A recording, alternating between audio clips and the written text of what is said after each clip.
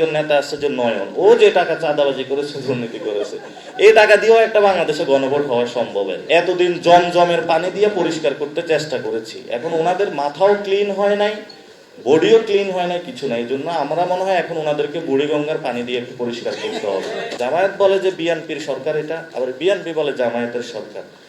সরকার আছে একটা বিপদে, যে আসলে সে কার, সে পরিচয় তার নাই এখন।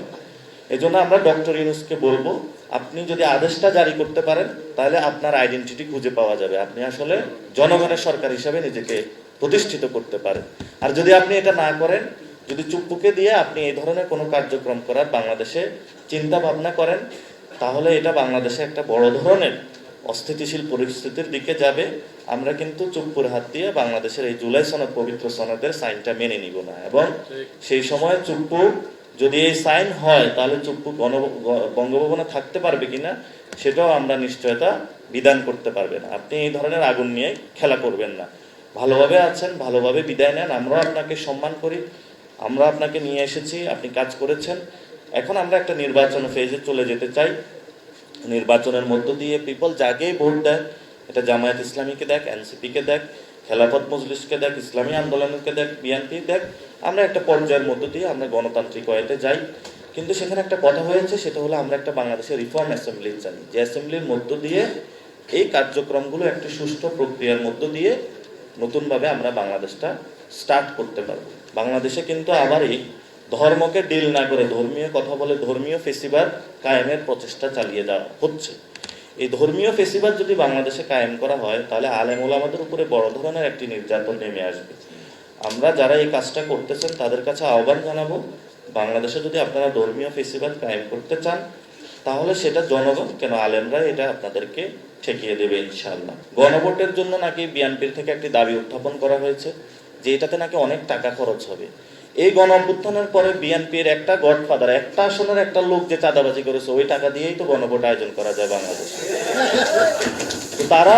তারা বাংলাদেশের এবং শেখ হাসিনার যে সম্পদগুলো আপনার আমার পকেট থেকে চুরি করেছিল, এই পকেটে এগুলো তো আপনার আমার সম্পত্তি রাষ্ট্রীয় জমাগারে, কোষাগারে জমা হওয়ার কথা। এই জন্য আমরা বিএনপির কাছে আহ্বান রাখবো, আপনারা যেই ধরনের চাঁদাবাজি সন্ত্রাসী বাংলাদেশে কায়েম করেছেন, জনগণের টাকা লুপাট করেছেন, এগুলো রাষ্ট্রীয় কোষাগারে ফেরত দিন। আর যদি টাকার প্রশ্ন আসে একটা গণভোট আয়োজন করতে, যে টাকা যাবে এটা আপনাদের একটা আসনে, এবং ওই যে ঢাকা মহানগরের একজন নেতা আছে যে নয়ন, ও যে টাকা চাঁদাবাজি করেছে, দুর্নীতি করেছে, এই টাকা দিয়েও একটা বাংলাদেশে গণভোট হওয়া সম্ভব। আরেকটা হলো যে আমরা ওনাদেরকে এতদিন জমজমের পানি দিয়ে পরিষ্কার করতে চেষ্টা করেছি, এখন ওনাদের মাথাও ক্লিন হয় নাই, বডিও ক্লিন হয় না, কিছু নাই। এই জন্য আমরা মনে হয় এখন ওনাদেরকে বুড়িগঙ্গার পানি দিয়ে একটু পরিষ্কার করতে হবে।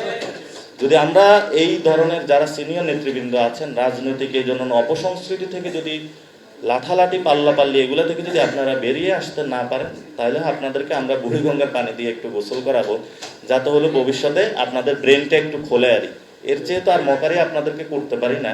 আমাকে এমনি বলা হয়ে থাকে আমি নাকি বিএনপির ব্যক্তিগত বা জামায়াতের বিরুদ্ধে কথা বলে। আমার তো ভাই আপনার সাথে কারোর সাথে পার্সোনাল কোনো ক্ষতি বা সম্পর্ক নাই। এখন আমি এখানে রাজনীতি করতে আসছি, আমাদের এখনো ছোট বয়স, আমাদের এখনো মাথা আমরা কারো কাছে বিক্রি করি নাই, ফলত আমরা সত্য কথাগুলা বলতে পারি। এই জন্য সত্য কথাগুলা বলি। তুষার ভাই এখানে বলেছেন, আপনারা অনেক আলেম ওলামা এখানে বলেছেন, আপনাদের কাছে আমাদের একটা এনসিপির পক্ষ থেকে নিবেদন থাকবে, আপনারা কি বিএনপিতে যান, নাকি হলো চরমনাই হুজুরের দলে গেলেন, না জামায়াতে গেলেন, না এনসিপি গেলেন, এটা আমাদের বড় বিষয় না। বড় বিষয় হলো বাংলাদেশে ইসলাম খতরামি হয়। এখন আপনারা যদি এটা বিশ্বাস না করেন, তাহলে আপনারা কয়েকদিন পর উপলব্ধি করবেন। আপনারা যেভাবে হলো দার্সগুলোতে পড়াশোনা করেন, সাথে সাথে একটু রাজনীতিতে আপনাদের আরো একটু অ্যাক্টিভ হতে হবে। এটা আপনারা আপনাদের মতন করেন, যে যে এরিনাতে যেভাবে থেকে করেন। আমরা বলি না আপনারা আমাদের এনসিপির সাথে আসুন, কিন্তু নিজের যে প্রাপ্য হিস্সা এটা আপনারা বুঝে নিন। এবং সেই জায়গাতে বাংলাদেশের যে কনস্টিটিউশনের যে সংস্কার, বড় একটা কিন্তু ঘটনা বাংলাদেশে ঘটে যাচ্ছে। তো 2 দিন পরে যদি আপনারা এসে বলেন যে ঘটনা তো ঘটে গেছে, আমরা তো আসলে বিয়েতে ওইখানে আমরা সাক্ষী ছিলাম কিন্তু কিছু বললাম তো, এই জন্য সাক্ষী টাক্ষী না থাকে, যেহেতু চলে আসছেন একটু রাজনীতিতে আপনারা ভালো করে এঙ্গেজ হন। আপনারা এটা কিন্তু বাংলাদেশে একটা বড় পরিবর্তনের মধ্য দিয়ে যাচ্ছে।